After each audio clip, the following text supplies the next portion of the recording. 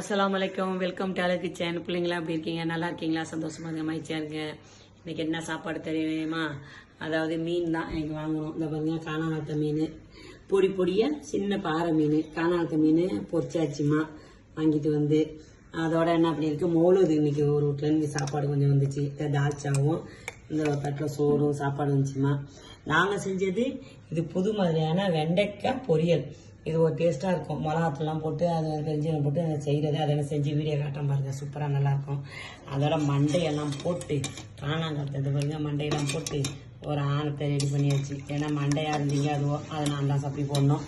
அதனால் ஆணத்தை வச்சாச்சு. வெள்ளம் சோறு ஆக்கியிருக்கு. யாரும் சாப்பிடடாமா இன்னும். இனிமேல் தான் வீடியோ எடுத்தால் சாப்பிட போகிறோம். மிச்சதெல்லாம் காட்ட மாட்டோம். ஃபஸ்ட்டு காட்டிட்டு தான் சாப்பிடுவோன்னு வச்சுக்கோங்க.